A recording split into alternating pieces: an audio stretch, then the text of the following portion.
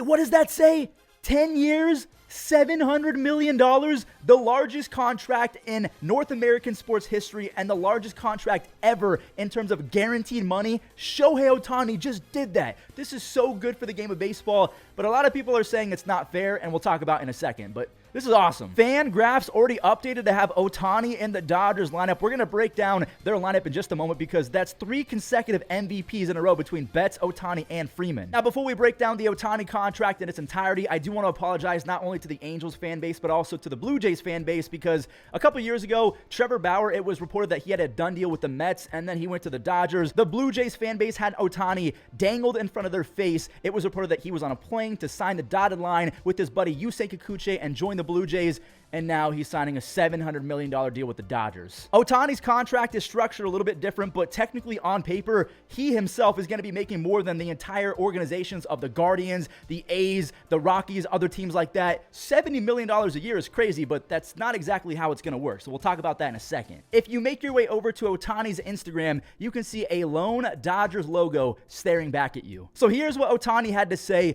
to all the fans and everyone involved in the baseball world. I apologize for taking so long to come to a decision. I have decided to choose the Dodgers as my next team, and I'm not going to lie to you guys, I kind of am sad for Ohtani. Now, he's making almost $1 billion, so how sad for him can you really be? But the fact that the media rushed him to make this decision, people were stalking planes and seeing if he was on that plane. He was basically forced to announce this because other people's lives were being affected by it. I mean, just a few years ago, Manny Machado and Bryce Harper, they took their sweet time. I think they both signed at the end of January going into February. It's not even Christmas yet, and we know where Ohtani's going. The media, they did not treat Ohtani right at all, and that sucks because he's done so much for the game. They just wanted to rush him so they could get their clicks, and I'm not a fan of that. Reporters were essentially pouting that they did not get McDonald's on the way home, like, oh, Ohtani's not saying anything to us, we can't clickbait tweets. Well, you wonder why. Anyways, the rest of his post says, first of all, I would like to express my sincere gratitude to everyone involved with the Angels organization and the fans who have supported me over the past 6 years.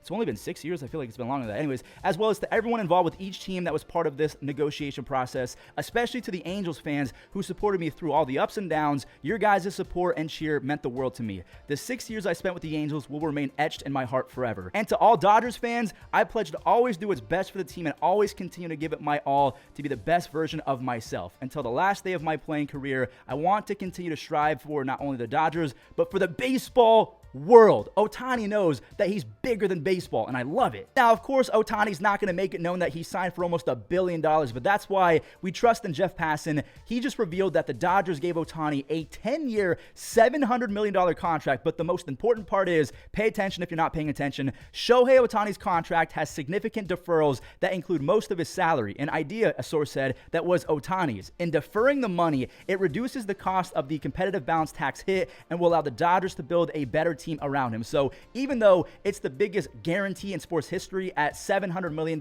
most likely Ohtani is not going to be making $70 million. That money's probably going to be deferred for the next 30, 40 years, kind of like Bobby Bonilla. And it kind of reminds me of when Juan Soto rejected the contract offer from the Nationals or Bryce Harper, because if I'm not mistaken, the Nationals offered Soto and Harper deferred money in their contracts. That's kind of why they both did not want to sign them. But Ohtani obviously doesn't have a problem with deferring money because he had a chance of making almost $70 million a year. So even if he defers 5 to 10, he's still making upwards of $55 to $60 million a season. But because of that, the Dodgers, they make so much money. There's not a salary cap in the game of baseball. They kind of have a pseudo salary cap in the luxury tax threshold, but ask Steve Cohen, ask the Yankees, teams that want to win, they're going to blow past that luxury tax and not care at all. Now, again, if we take a look at the biggest contracts ever, Lionel Messi, Cristiano Ronaldo, oh wait, so Messi signed for $674 million, but that was for 4 years, so obviously that's a bigger contract in terms of how much he's getting paid per year, but in terms of the guaranteed money, Shohei Ohtani is the richest human ever on a guaranteed money basis. Wait, Ronaldo is getting paid $536 million for 2.5 years? Okay, so technically he's going to make way more, and same with Messi, but you know what I'm trying to say. In terms of the guaranteed money, Ohtani, he's going to be at the top of this list. Now, just for fun, let's say that Ohtani did not defer any money and he was making $70 million a season. He would be making more than the entire franchises of the A's, the Orioles, the Pirates, the Reds, the Brewers, the Royals, the Marlins, and the Guardians. And then he's basically at the Nationals, which is just mind-blowing. Ohtani, in a couple years, he could probably buy the Pirates. Now let's go ahead and talk about where Ohtani fits in this lineup, because for right now, on paper, it's one of the best lineups in baseball. You have Mookie Betts, Ohtani, and Freeman.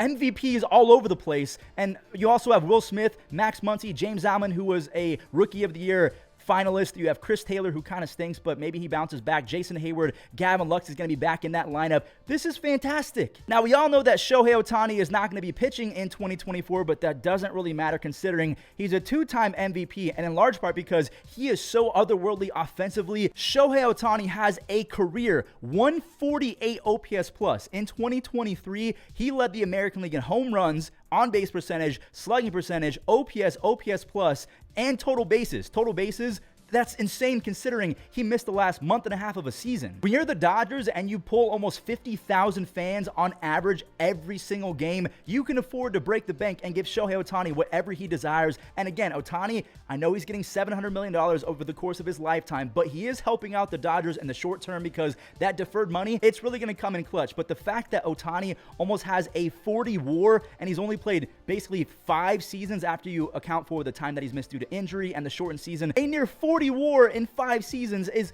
historic. He is the Japanese Babe Ruth, but he's doing things that Babe Ruth could never even dream of. I mean, last year, Ohtani, he became the first player, I think, ever to have multiple seasons of 40-plus home runs and 20-plus stolen bases. He's done that twice already. So at this point, there's not really much else to say aside from the fact that Shohei Ohtani, his decision has been made. A lot of people are going to say that this is not fair to the rest of baseball. Teams like the Guardians, teams like the Marlins or the A's, they cannot physically compete with the Dodgers. And a lot of people are saying that there should be a salary cap in baseball because the Yankees, the Dodgers, the Phillies, they get everyone because they have so much more to spend considering their market is way bigger. Not only do they have more people in their city living there, but they also have a more passionate fan base. Whether you want to call the Guardians fan base passionate or not, maybe the area doesn't make as much collectively as a group, so they can't afford to go as many games as, let's say, the Dodgers fan base can. Whatever you think the reason is, whether you think it's fair or not, Ohtani, he's getting $700 million guaranteed from the Dodgers. So let me know in the comments,